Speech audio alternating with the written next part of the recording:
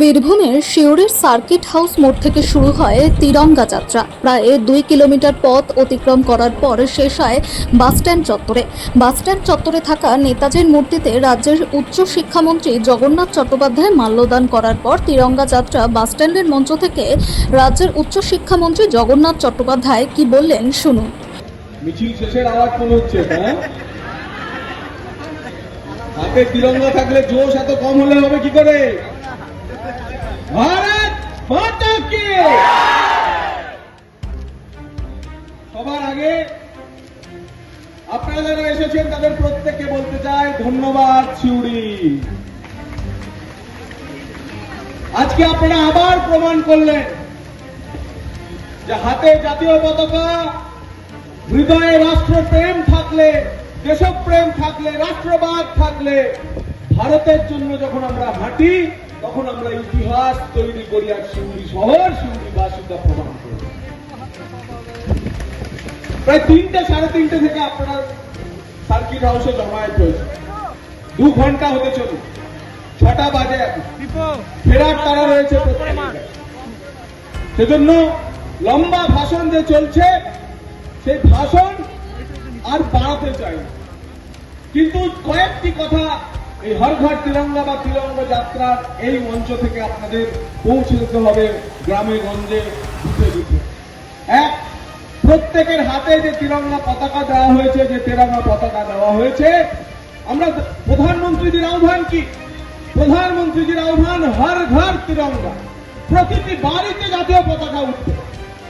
আমরা যারা সভাস্থল ছাড়বো, সভাস্থল ছাড়ার আগে যেন দেখে নেব যে জাতীয় পতাকা আমাদের দেশমাতৃকার যে সম্মান জানানোর যে একটি অন্যতম প্রতীক, তা যেন কখনো মাটিতে পড়ে না থাকে। ফ্ল্যাগ কোড বলে যে কোমরের নিচে জাতীয় পতাকা ধরা যায় না। যার হাতে জাতীয় পতাকা, সবাইকে জাতীয় পতাকা উপরে তুলে ধরে রাখতে হবে। এবং বাড়িতে নিয়ে গিয়ে আপনারা জাতীয় পতাকা এই সপ্তাহে, স্বাধীনতা সপ্তাহে জাতীয় পতাকা বাড়িতে লাগাবেন, যাতে শিউরি শহরে আজ একটা উপরে দ্রোণ ছাড়লে যেন দেখা যায় যে প্রতিটি বাড়িতে গেরুয়া সাদা সবুজ আর চক্র, গেরুয়া সাদা সবুজ আর চক্র, গেরুয়া সাদা সবুজ আর চক্র। তাই আজকে শুধু পা মেলালেই হবে না, স্বাধীনতা সপ্তাহে স্বাধীনতা উদযাপনকে সেলিব্রেট করতে হবে, উৎসবে পরিণত করতে হবে। কেন? 2022 সালে প্রধানমন্ত্রী শ্রী নরেন্দ্র মোদী এই হর ঘর তিরঙ্গার উদ্ঘোষ করেছিলেন, কিন্তু পশ্চিমবঙ্গে যে সরকার ছিল সেই সরকার জাতীয় পতাকা বাড়িতে তোলার প্রোগ্রামে অংশগ্রহণ করেননি, কারণ প্রধানমন্ত্রী নরেন্দ্র মোদীজির আহ্বান ছিল। আপনারা সেই সরকারকে উৎখাত করেছেন, শাস্তি দিয়েছেন। আজ তাই আপনাদের উত্তরদায়িত্ব যে প্রধানমন্ত্রীজির আহ্বানে গত 4-5 বছর যে পশ্চিমবঙ্গের বাড়িতে বাড়িতে জাতীয় পতাকা ওঠেনি, এবার প্রতিটি বাড়িতে, আমার নিজের বাড়িতে এবং প্রতিবেশীর বাড়িতে জাতীয় পতাকা তুলে সেই পাপের প্রায়শ্চিত্ত করা। এবং আজকে আপনারা যেভাবে সাড়া দিয়েছেন তাতে আমরা অভিভূত। রাজ্যে পরিবর্তন হয়েছে, কিন্তু শিউরিতে আমরা বিজয় মিছিল করিনি। 4 মের পর আজকে 95 দিনের মাথায় আপনাদের সামনে আপনাদের বিধায়ক এসেছে। আপনারা আশীর্বাদ করে আমাকে পাঠিয়েছেন বিধানসভায়। পার্টি কিছু আরো বাড়তি দায়িত্ব দিয়েছে, কিন্তু আজকে 95 দিনের মাথায় আপনাদের জন্য আমি কি করেছি আর কি করতে চলেছি তা বলে যাচ্ছি। এবং আপনাদের আশীর্বাদ যদি থাকে, ভবিষ্যতে বলেছিলাম শিউরিকে বীরভূমের রাজনীতির ভর কেন্দ্রে পরিণত করব। হয়েছে শিউরি বীরভূমের রাজনীতির ভর কেন্দ্রে পরিণত। আমাদের আর অন্য কারোর দিকে তাকিয়ে মুখোমুখি হয়ে থাকতে হয়? এই 95 দিনে বলেছিলাম কোন বেসরকারি মেডিকেল কলেজ নয়, শিউরি শহরে পূর্ণাঙ্গ সরকারি মেডিকেল কলেজ হবে। হয়েছে? বাজেটে শুধু ঘোষণা হওয়া নয়, মেডিকেল সার্ভিস কর্পোরেশন 2-2বার এসে তার ডিপিআর তৈরির কাজ চলছে, জমিও মোটামুটি ফিক্স করে চলে গেছে। তাহলে শিউরি শহরে আমরা পূর্ণাঙ্গ সরকারি মেডিকেল কলেজ পাচ্ছি। 2, বলেছিলাম পরিবেশ বান্ধব দাহ সংস্কারের ব্যবস্থা করব। শিউরি শহরের প্রচুর ছেলে মেয়ে এখন বিদেশে থাকে, ভারতবর্ষের অন্য প্রান্তে থাকে। বাড়িতে কারো মৃত্যু হলে মর্চুয়ারি এবং পরিবেশ বান্ধব দাহ সংস্কার, এই সতীঘাটা শ্মশানে 2 বেডের ইলেকট্রিক চুল্লি তা স্থাপন ফাইনাল হয়ে গেছে। আমরা সিউড়ি শহর থেকে গত 20 বছর 25 বছরে পরীক্ষা দিতে, চিকিৎসা করাতে কলকাতা শহরে যেতাম, দেখতাম সমস্ত জেলার ভবন আছে। রায়গঞ্জ ভবন, বালুরঘাট ভবন, পুরুলিয়া ভবন, বাঁকুড়া ভবন, কোনো বীরভূম ভবন ছিল না। নিউ টাউনে মেট্রো ঠিক রেল যেখানে যাবে তার পাশে 10 কাঠা জমিতে হতে চলেছে বীরভূম ভবন, বীরভূম ভবন।